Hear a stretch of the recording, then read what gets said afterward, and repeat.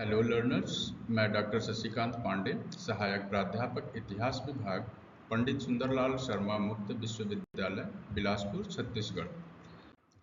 Europe के देशों में विकसित हुए प्रोटेस्टेंट धर्म तथा धर्म सुधार आंदोलन के विरुद्ध यूरोप में एक शक्तिशाली आंदोलन का सूत्रपात हुआ, जिसे हम धर्म सुधार विरोधी या प्रतिधर्म सुधार आंदोलन के रूप में जानते हैं।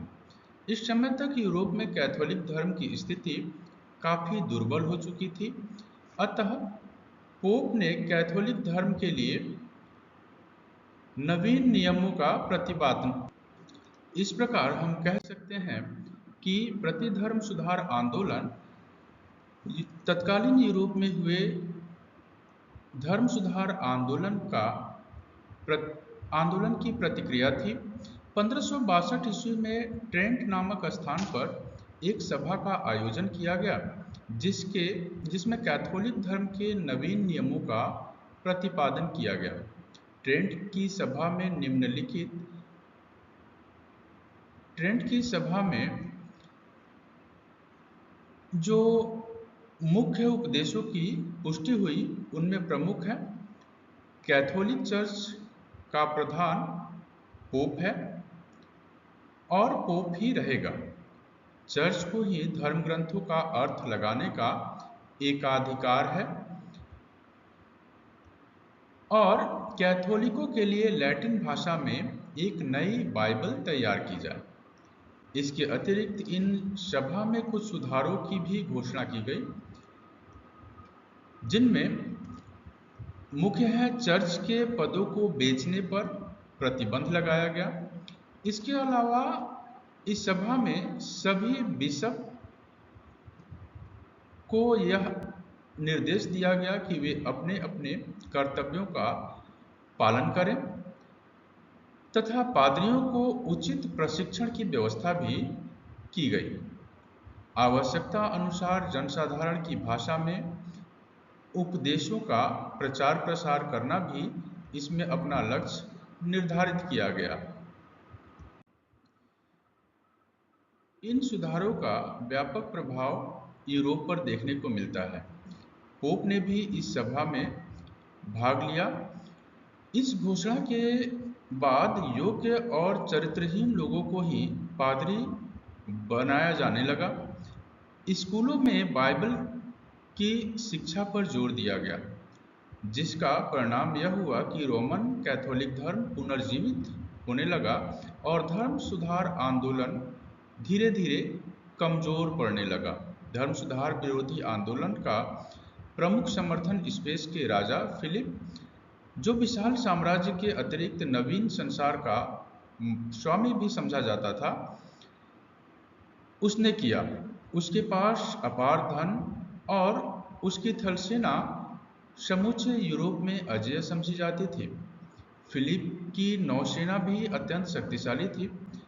चूंकि फ्रांस और स्पेन की राजनीतिक शत्रुता आपस में थी, तथापि फ्रांस भी इस आंदोलन में स्पेन की सहायता कर रहा था। यह समय प्रोटेस्टेंट धर्म के लिए बहुत ही कठिन था। फ्रांस के ह्यूगनेट तथा नीदरलैंड के प्रोटेस्टेंट अपने धर्म की रक्षा के लिए संघर्ष कर रहे थे। इंग्लैंड में इसी प्रकार का धर्म सुधार विरोधी आंदोलन फैलने की आशंका उत्पन्न होने लगी। यूरोप के राष्ट्रों में इंग्लैंड ही एकमात्र ऐसा था जिसकी शासिका व जनता मुख्यतः प्रोटेस्टेंट माने जाते थे। इसलिए इंग्लैंड की रानी एलिजाबेथ को जीवन भर इस धर्म सुधार विरोधी आंदोलन या प्रतिसुधार आंदोलन का सामना करना पड़ा। इस समय प्रोटेस्टेंट धर्म और धर्म सुधार आंदोलन का विरोध करने के लिए जेसुइट संगठन या ऑर्डर ऑफ जेसुइट की स्थापना की गई। इस नवनिर्मित संगठन का प्रमुख उद्देश्य प्रोटेस्टेंट धर्म का विरोध और कैथोलिक धर्म का प्रचार करना था। इस संगठन की स्थापना एक स्पेनी सैनिक इग्नेशियम लॉयला ने किया था। सबसे पहले इस संगठन की स्थापना स्पेन में हुई और उसके बाद इसकी शाखाएं पूरे यूरोप में स्थापित हुई। इस संगठन का प्रशिक्षण बहुत ही कठोर था।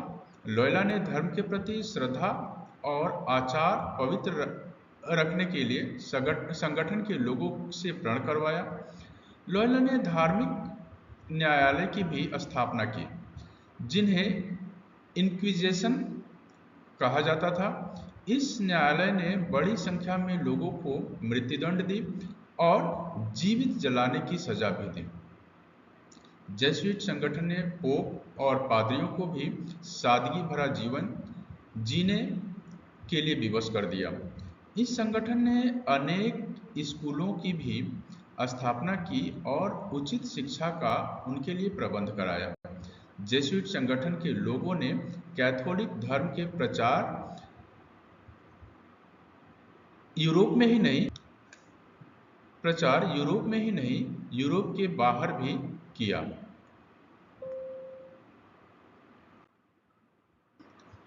इस प्रकार हम देखते हैं कि कैथोलिक चर्च या प्रतिसुधार आंदोलन को तत्कालीन शक्तिशाली राज्यों या राष्ट्र राज्यों के भी समर्थन प्राप्त थी, लेकिन एलिजाबेथ तत्कालीन परिस्थितियों को देखते हुए कैथोलिक धर्म अपनाने के लिए तैयार नहीं थी, क्योंकि यदि वह ऐसा करती तो इंग्लैंड पर पोप का प्रभुत्व स्थापित हो जाता और इंग्लैंड की जनता, जो कि मुख्यतः प्रोटेस्टेंट थी, इसे पसंद नहीं करती और ऐसी स्थिति में और गंभीर परिस्थितियों का सामना एलिजाबेथ को करना पड़ता। लेकिन वह अपने शासन के प्रारंभ में ही जेसुइट संगठन से सामना नहीं चाहती थी। इसलिए एलिजाबेथ लंबे समय तक फिलिप और फ्रांस के राजकुमार से विवाह का आश्वासन देती रही और परिणाम यह निकला कि वह जीवन भर अविवाहित ही रही। एलिजाबेथ ने अपनी कूटनीति का सहारा लेते हुए फ्रांस और स्पेन की शत्रुता से लाभ उठाया और अपने विवाह को उसने राजनीतिक हथियार के रूप में प्रयोग किया और लंबे समय तक इसके दौरान स्पेन की शत्रुता से बची रही, किंतु सदैव के लिए इस संकट को टाल नहीं सकी और बहुत जल्दी ही उन्हें जेसुइट द्वारा चलाए गए आंदोलन के कारण अनेक संकटों एवं संघर्षों का सामना करना पड़ा। इस प्रकार इस प्रतिसुधार आंदोलन के चलते रानी एलिजाबेथ को बहुत ही कठिन परिस्थितियों का सामना करना पड़ा। इसी क्रम में स्कॉटलैंड का संकट भी सामने आया, जिसका दंश एलिजाबेथ को भुगतना पड़ा। एलिजाबेथ के लिए सर्वप्रथम स्कॉटलैंड संकट का कारण बना। स्कॉटलैंड की शासिका मैरी अपने आप को इंग्लैंड के सिंहासन की उत्तराधिकारी समझती थी। मैरी स्कॉट कैथोलिक धर्म की अनुयायी थी और उसे समस्त कैथोलिक राज्यों का समर्थन प्राप्त था। एलिजाबेथ की कैथोलिक जनता भी एलिजाबेथ की स्थान पर मैरी को इंग्लैंड की रानी बनाना चाहती थी और मैरी को उनका समर्थन भी मिला हुआ था। मैरी का विवाह फ्रांस के राजा के साथ हुआ था और उसने अपने समस्त अधिकार अपने पति को दे दिए थे, जिससे मैरी की मृत्यु हो जाने पर वह स्कॉटलैंड का राजा तथा इंग्लैंड के सिंहासन का उम्मीदवार हो जाता। अतः एलिजाबेथ के लिए आवश्यक था वह अत्यंत कुशलतापूर्वक स्कॉटलैंड की समस्या का समाधान करे। इस संकट काल में एलिजाबेथ ने फ्रांस और स्पेन की आपसी दुश्मनी से लाभ उठाया। स्पेन का शासक जानता था कि यदि मैरी का इंग्लैंड के सिंहासन पर अधिकार हो गया तो इंग्लैंड, फ्रांस और स्कॉटलैंड एक हो जाएंगे और उसके शत्रु फ्रांस की शक्ति बहुत अधिक बढ़ जाएगी। ऐसे में वह इस प्रकार का गठबंधन होने नहीं देना चाहता था। एलिजाबेथ ने स्पेन की इस व्यवस्था से लाभ उठाया। वह जानती थी कि स्पेन में मेरी स्कॉट को कभी भी इंग्लैंड की शासिका न होने देगा। ऐसे में उसने स्पेन के राजा को यह लालच दिया कि वह उससे विवाह कर लेगी। स्पेन के शासक फिलिप ने उप इन्हीं दो कारणों से एलिजाबेथ का समर्थन किया। स्पेन के शासक की सहायता के अतिरिक्त एलिजाबेथ को सबसे अधिक सहायता स्कॉटलैंड के प्रोटेस्टेंट लोगों से प्राप्त हुई। स्कॉटलैंड ही यूरोप में एक ऐसा राज्य हुआ जिसने अपने शासक के विरुद्ध प्रोटेस्टेंट धर्म को स्वीकार करने में सफलता हासिल की। जिस समय एलिजाबेथ इंग्लैंड की राजगद्दी पर आसीन हुई, उस समय तक स्कॉटलैंड में कैथोलिक और प्रोटेस्टेंट वर्ग में संघर्ष शुरू हो चुका था। अनेक प्रोटेस्टेंट धर्म प्रचारक अपने धर्म का प्रचार कर रहे थे। इन प्रचारकों में सर्वाधिक प्रमुख जॉन नॉक्स नाम का एक व्यक्ति था, जिसके विषय में कहा जाता था, 1 घंटे में उस व्यक्ति की आवाज़ हमको इतना जीवन प्रदान करती है जितना कि 600 बिगुल लगातार हमारे कानों पर बजने के बाद भी नहीं दे सकते। उसकी कब्र पर मोर्टन द्वारा कहे गए शब्द भी उसके महत्व को साबित करते हैं। मोर्टन ने कहा था, यह वह व्यक्ति लेटा हुआ है जो किसी व्यक्ति से कभी नहीं डरा। जॉन नॉक्स ने जनता को मेरी की माता मेरी ऑफ गाइज, जो मेरी की संरक्षिका के रूप में शासन कर रही थी, के विरुद्ध भड़काया और जल्द ही अपने आंदोलन की गति में तेजी लाते हुए स्कॉटलैंड को गृह युद्ध की स्थिति में ला खड़ा किया। स्कॉटलैंड के प्रोटेस्टेंट वर्ग को यह आशा थी कि इंग्लैंड की रानी एलिजाबेथ उनकी मदद करेंगी, लेकिन एलिजाबेथ ने फ्रांस के डर से ऐसा नहीं किया। एलिजाबेथ का विचार था कि यदि उसने स्कॉटलैंड के प्रोटेस्टेंट लोगों की मदद की तो फ्रांस उससे नाराज हो जाएगा और संभव था कि फ्रांस इंग्लैंड के कैथोलिकों की सहायता करने लगे। स्कॉटलैंड के इस गृह युद्ध में शुरू में प्रोटेस्टेंट लोगों को सफलता मिली। प्रोटेस्टेंट जनता ने चर्च और मठों की संपत्ति पर अधिकार कर लिया और एडवर्ड सस्टम के समय द्वितीय प्रार्थना पुस्तक का प्रयोग प्रारंभ कर दिया।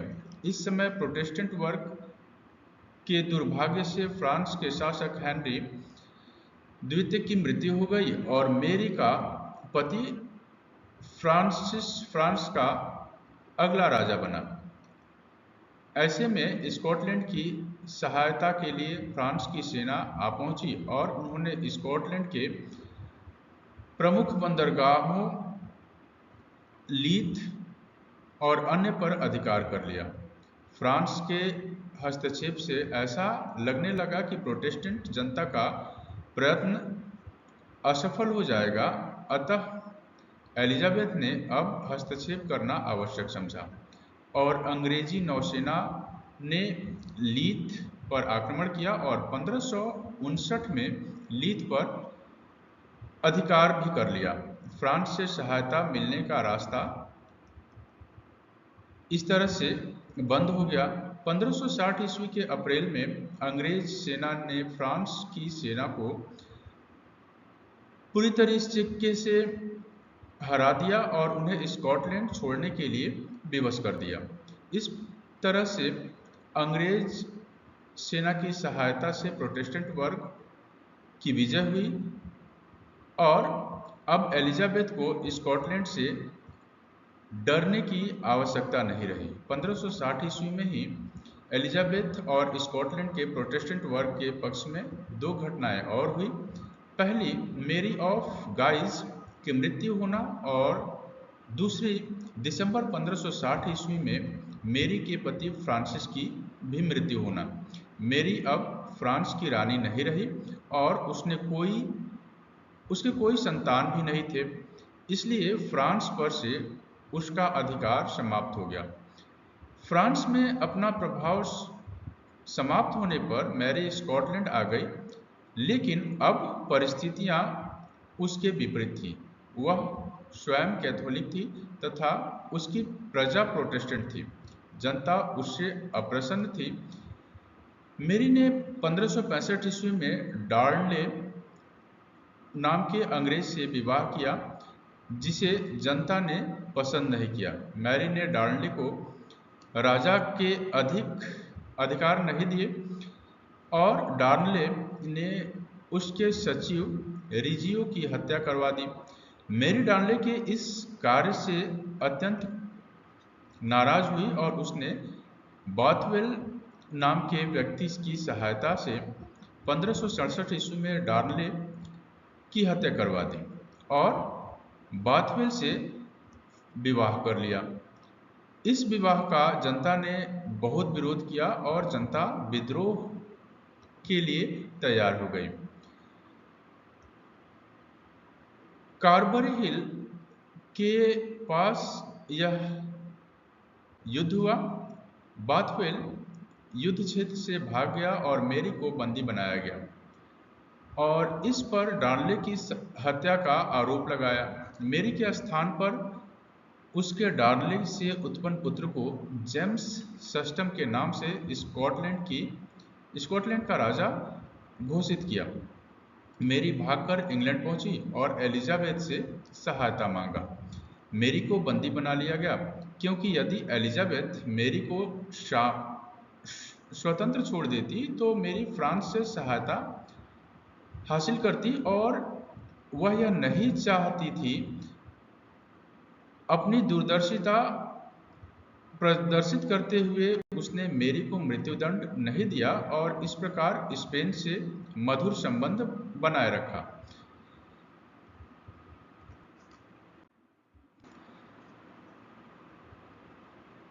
इस तरह से एलिजाबेथ के विरुद्ध अनेक षड्यंत्र हुए, लेकिन 1568 ईस्वी तक एलिजाबेथ की स्थिति में बहुत बदलाव आया।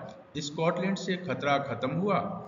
इसके बाद फ्रांस भी गृह युद्ध में फंस गया। फ्रांस इंग्लैंड से दोस्ताना संबंध चाहता था और एलिजाबेथ ने इस प्रस्ताव का स्वागत किया और फ्रांस के किसी राजकुमार से विवाह करने का प्रलोभन देकर उसका समर्थन प्राप्त करती रही। इसके अतिरिक्त एलिजाबेथ ने नीदरलैंड के प्रोटेस्टेंट वर्ग को गुप्त रूप से स्पेन के विरुद्ध सहायता देकर उसके विद्रोह को सफल बनाने का प्रयास किया। चूंकि स्कॉटलैंड की रानी मैरी का पतन हो जाने के बाद एलिजाबेथ को विदेशी शत्रुओं से भय नहीं रहा, लेकिन स्वयं उसके देश के कैथोलिक निवासियों ने उसके विरुद्ध अनेक षड्यंत्र किए। इसके अलावा इंग्लैंड को स्पेन से भी संघर्ष का सामना करना पड़ा। राजा फिलिप के साथ इंग्लैंड की रानी मैरी ट्यूडर का विवाह हुआ था और उसके समय में फिलिप केवल 2 बार ही इंग्लैंड गया। मैरी ट्यूडर के बाद एलिजाबेथ के इंग्लैंड की महारानी बनने के साथ ही इंग्लैंड के स्पेन के संबंध और कटु हो गए। एलिजाबेथ के साथ स्पेन के राजा फिलिप के संबंध अच्छे नहीं होने के कारण अनेक थे। इन कारणों में सर्वाधिक प्रमुख कारण धार्मिक था। फिलिप कैथोलिक था और एलिजाबेथ प्रोटेस्टेंट धर्म की समर्थक थी। लेकिन अंततः एलिजाबेथ इन सभी षड्यंत्रकारियों का दमन करने अथवा इनके षड्यंत्रों से बाहर निकलने में सफल रही और लेकिन स्पेन के राजा फिलिप निरंतर अपने षड्यंत्रों में शामिल रहा और उसने इंग्लैंड की कमजोरियों का फायदा उठाकर फिलिप ने इंग्लैंड पर आक्रमण करने का निश्चय किया और उसने 1588 ईस्वी में एक विशाल जल सेना तैयार की जिसे आर्मडा कहा जाता था। इस विशाल बेड़े में लगभग 130 जहाज, 20,000 सैनिक और 8,000 नाविक थे। फिलिप को पूरा भरोसा था कि वह इंग्लैंड को हरा देगा। इंग्लैंड की जल सेना स्पेन की तुलना में बहुत छोटी थी, लेकिन एलिजाबेथ ने हार नहीं मानी। इंग्लैंड के नाविकों ने अपनी छोटी और तेज चलने वाली नावों का प्रयोग किया। उन्होंने स्पेन के भारी भरकम जहाज़ों पर आग के गोले फेंके। स्पेन की सेना इस अचानक हमले से घबरा गई। इसी समय समुद्र में भीषण तूफान आ गया जिसने स्पेन के बेड़े को तहस नहस कर दिया। आर्मडा के केवल थोड़े से जहाज ही वापस स्पेन पहुंच पाए। 29 जुलाई 1588 से 9 अगस्त 1588 तक जल युद्ध हुआ। कुशल और अनुभवी अंग्रेज डाकुओं द्वारा अंग्रेजों की सहायता करने के कारण स्पेनी बेड़े को अत्यधिक नुकसान उठाना पड़ा। अंग्रेजों ने टूटे जहाज़ों में आग लगाकर उन्हें स्पेनी बेड़े की ओर छोड़ दिया। इससे स्पेन के अनेक जहाज़ों में आग लग गई। 8 अगस्त 1588 ईस्वी को यह युद्ध निर्णायक हुआ। छोटे छोटे अंग्रेजी जहाज़ तोपों और बंदूकों से सज्जित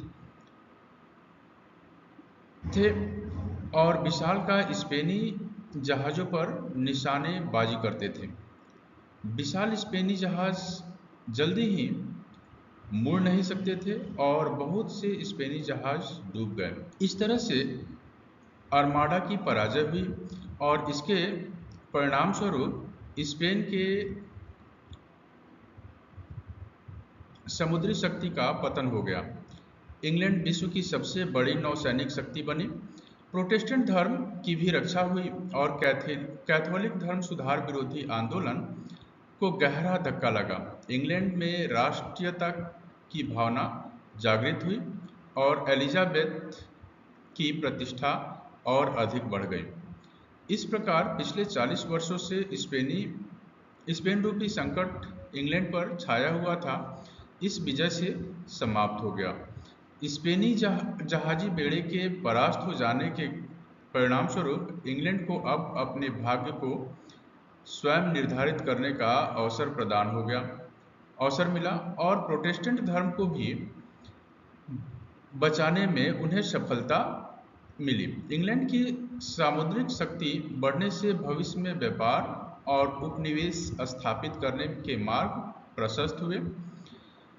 इंग्लैंड की इस विजय के परिणाम केवल इंग्लैंड तक ही सीमित नहीं रहे, इसने कैथोलिक धर्म की उन्नति पर सबसे अधिक रोक लगाया। इस प्रकार एलिजाबेथ स्पेनी जहाजी बेड़े पर विजय प्राप्त करने में सफल रही और इंग्लैंड की प्रतिष्ठा समूचे यूरोप में और बढ़ी।